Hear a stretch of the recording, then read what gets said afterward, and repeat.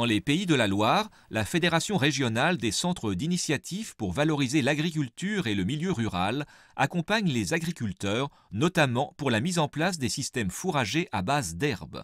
Avantage, moins de consommation d'eau et abandon des produits phytosanitaires.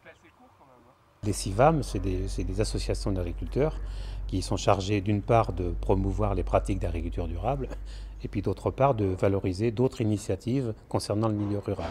Il y en a un petit peu qui est... J'ai mis en place un système herbe, c'est-à-dire que le principe est d'avoir 80% de la surface en prairie avec des mélanges de raies gras et de trèfle qui permettent l'alimentation des vaches et des génisses. On travaille très peu les terrains, donc on a une couverture du sol très importante. On va limiter l'érosion, limiter l'impact donc des pluies violentes, et puis pas besoin d'engrais ou très peu, pas besoin de produits chimiques, pas besoin de pesticides. Alors dans un système comme le mien, en fait, on n'a pas forcément besoin d'irriguer, puisque toutes les plantes qui sont ici en fait, sont capables de pousser sans avoir une demande importante en eau. On organise des formations pour aider les agriculteurs à mettre en place ces systèmes-là, la connaissance de l'herbe, la connaissance du sol. Et il y a l'aspect aussi mise en place de fermes de démonstration.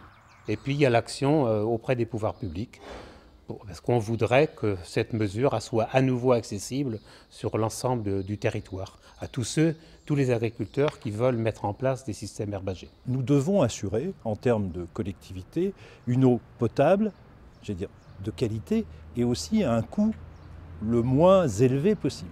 Je crois que les enjeux que je viens de vous citer, en fait, ont déterminé des moyens importants, et en particulier un programme d'actions, de 30 actions. Les résultats aujourd'hui, on considère qu'environ un tiers des surfaces concernées sont dans ce programme, c'est-à-dire environ 3000 des 9000 hectares concernés.